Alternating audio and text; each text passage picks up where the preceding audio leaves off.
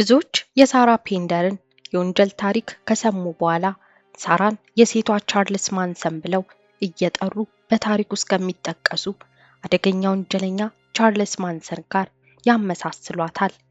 ይህ ስያሜ የተሰጣት ደግሞ በገዛ እጇ ደም ስላፈሰሰች ሳይሆን ሌላው ሰው የፈለገችውን ደም እንዲያፈስላት አእምሮን የመቆጣጠርና የማዘዝ ተፈጥሮ ስላላት ነበር። ውድ ቤተሰቦቼ እንደምቆያችሁኝ ሰላማችሁ በያላችሁበት ብዝት ይበልላችሁ እያልኩኝ ዛሬ በአንድ አሳዛኝ ታሪክ መጥቻለሁ። ይህን ታሪክ እስከ መጨረሻው እንድታዩት ከወዲሁ እየጠየቅኩኝ ቪዲዮንም ላይክ በማለት ጀምሩ። አዲስም ይሆናችሁ ሰብስክራይብ በማድረግ ይህን ቤተሰብ ተቀላቀሉ። እስከ ቪዲዮ ማብቂያ አብራችሁን ቆዩ። የሳራ ወላጆች ገና በልጅነቷ ነበር የተፋቱት። በትምህርት ቤት ቆይታዋ ጎበዝ የምትባል ተማሪ ብትሆንም ከሰዎች ጋር የምትፈጥረው ግንኙነት ግን ሁልጊዜም እሷ የበላይ የምትሆንበትና ጥቅሟን የምታስጠብቅበት ብቻ እንደነበር ይነገራል። ሳራ የ21 ዓመት ወጣት እያለች ሪቻርድ ሁል ከተባለ አንድ ወጣት ጋር ትተዋወቃለች። የሁለቱ ግንኙነት በ1990ዎቹ መጨረሻ አካባቢ በኢንዲያናፖሊስ ከተማ ውስጥ ነበር የተጀመረው። ሪቻርድ ከሷ በጥቂት ዓመታት የሚበልጥ ሲሆን ቀደም ሲል በተለያዩ ወንጀሎች የታሰረና የአደንዛዥ ዕፅ ተጠቃሚ ነበር። ይህ የሪቻርድ የወንጀል ሪከርድና የአደንዛዥ ዕፅ ሱሰኛ መሆን ለሳራ ከሪቻርድ ጋር የጀመረችውን ፍቅር እንድታቋርጠው ምክንያት ሚሆን አልነበረም። ይልቁንም ይህ አጋጣሚ ሳራ ሪቻርድን ይበልጥ በሷ ስር የምታደርግበት አጋጣሚ ሰጥቷት ነበር። ሪቻርድ ደጋግሞ መታሰሩ ስለሚያስፈራው ሳራ እሱን ከአደጋ የምትጠብቀው እሷ ብቻ እንደሆነች ትነግረው ነበር። በዚህ ምክንያት ሪቻርድ ማንኛውንም ውሳኔ ከመወሰኑ በፊት ሳራን ማማከር ጀመረ። ይህ ሁኔታ ደግሞ ለሳራ ሪቻርድ ላይ የበላይ የምትሆንበት አጋጣሚ ፈጥሮላት ነበር። ሁለቱ ጥንዶች አንድ ላይ በሚኖሩበት ሰዓት ግን ከፍተኛ የሆነ የገንዘብ ችግር እያጋጠማቸው መጣ። በዚህ ሰዓት ነው ታዲያ የሁለቱን ታሪክ የሚቀይር አጋጣሚ የተፈጠረው። ይህም ኪም ዱፕላንቲስ እና ትሪሻ ኖርዲማን የተባሉ የሳራ ጓደኞች ሳራንና ፍቅረኛዋን በጊዜያዊነት ቤታቸውን አጋሯቸው። ይህ ታዲያ ከፍተኛ የገንዘብ ችግር ውስጥ ወድቀው ለነበሩት ጥንዶች ትልቅ እፎይታ የሚሰጥ ነበር። አራት ወጣቶች በአንድ አፓርታማ ውስጥ አብረው መኖር ጀመሩ። መጀመሪያ ላይ ኪም እና ትሪሻ ለሳራና ለሪቻርድ የነበራቸው አመለካከት በጎ ነበር። ነገር ግን ሳራ በደግነት የሚደረግላትን ነገር እንደ መብት የምትቆጥር ሴት እንደነበረች ይነገራል። ነገሩ ግን በዚህ አላበቃም። ግንኙነቱ መበላሸት የጀመረው ሳራና ሪቻርድ ቤት ውስጥ ኤክስታሲ የተባለ አደንዛዥ ዕፅ መሸጥ ሲጀምሩ ነበር።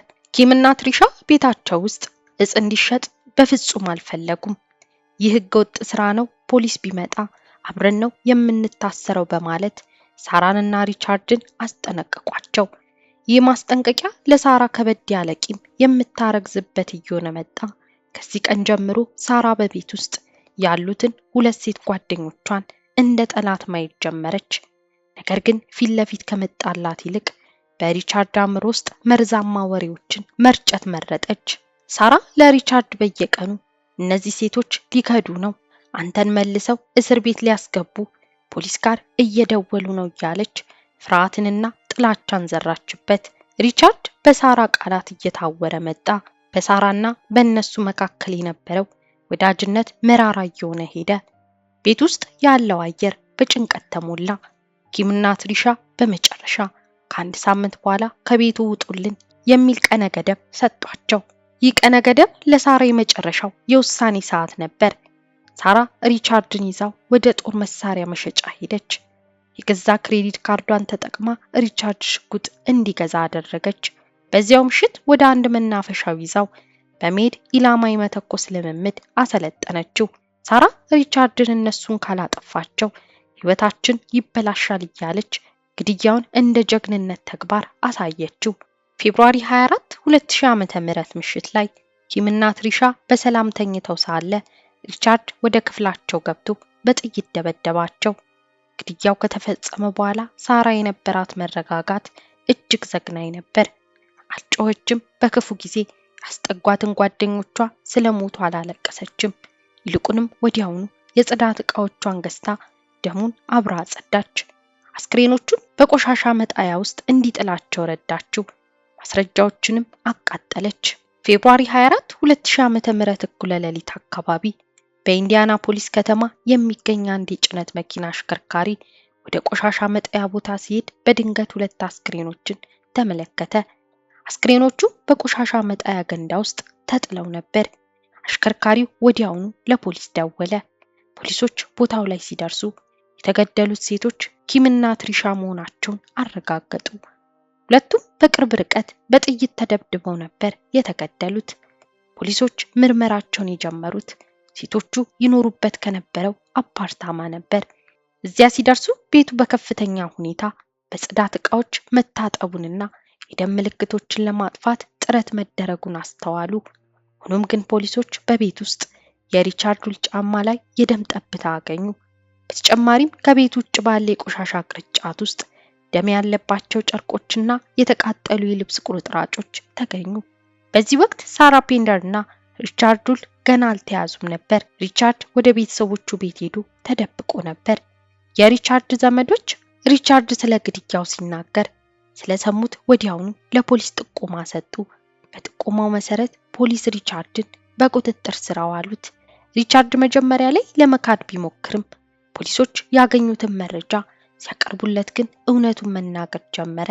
ሪቻርድ አዎን ገድያቸዋለሁ፣ ነገር ግን ሽጉጡን የገዛችልኝና እንድገላቸው ያዘዘችኝ ሳራ ነች በማለት ምስክሩን ሰጠ። በኋላም ሳራ በቁጥጥር ስር የዋለችው ከጥቂት ቀናት በኋላ ነው። ፖሊሶች ሳራን ሲጠይቋት እጅግ ረጋ ያለችና ምንም የማታውቅ ትመስል ነበር። ለፖሊሶችም እንደዚህ ያለች፣ ሪቻርድ በድንገት አብዶ ነው የገደላቸው፣ እኔ በድንጋጤ ምን እንደማደርግ አላውቅም ነበር በማለት ዋሸች። ነገር ግን ፖሊሶች የሳራን ክሬዲት ካርድ መረጃ ሲፈትሹ ግድያው ከመፈጸሙ ጥቂት ሰዓታት በፊት ለሽጉጥ መግዣ ጥቅም ላይ መዋሉን አረጋገጡ። እንዲሁም በቤት ውስጥ የተገኙት የጽዳት ዕቃዎች የተገዙት ግድያው ከተፈጸመ በኋላ በሳራ እንደነበር ደረሱበት። በምርመራ ወቅት ሳራ መጀመሪያ ላይ ራሷን እንደ ምስኪንና ተጎጂ ለማሳየት ሞከረች። ነገር ግን ሪቻርድ ሁሉንም እውነት ለፖሊስ ተናገረ። ፖሊሶች የሳራን ማስታወሻ ደብተር ሲያገኙ ግድያው እንዴት መፈጸም እንዳለበት በዝርዝር የጻፈችውን እቅድ በማየታቸው ደነገጡ። እንደ አውሮፓውያን አቆጣጠር በ2002 ዓመተ ምህረት ሳራ በ110 ዓመት እስራት ተቀጣች። ነገር ግን በእስር ቤት ውስጥም ብትሆን የሰዎችን አእምሮ የመቆጣጠር ስራዋን አላቆመችም።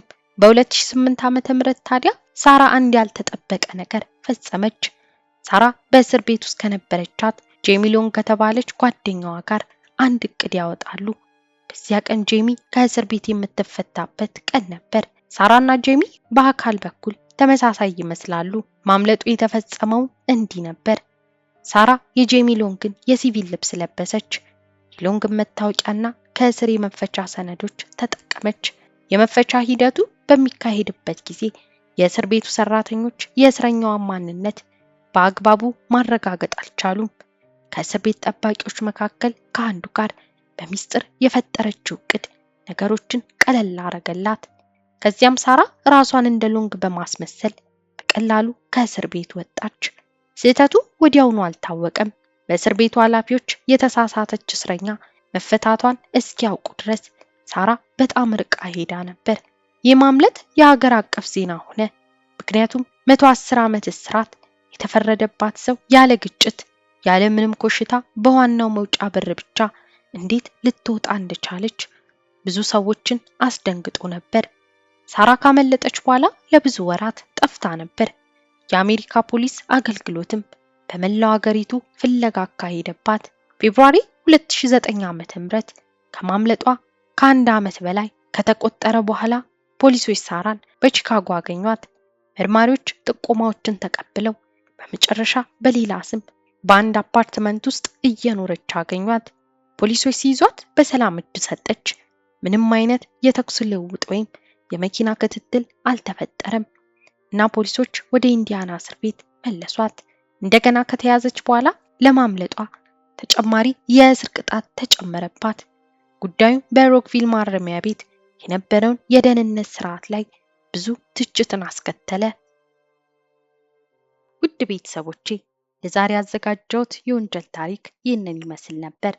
እስኪ እናንተስ በዚህ ታሪክ ላይ ምን ሀሳብ አላችሁ? ሀሳባችሁን ኮሜንት ላይ አጋሩኝ። ለዚህ ቻናል አዲስ የሆናችሁ ሰብስክራይብ በማድረግ ተቀላቀሉ። በሌላ አዲስ ታሪክ እስክንገናኝ ድረስ ቸር ቆዩልኝ።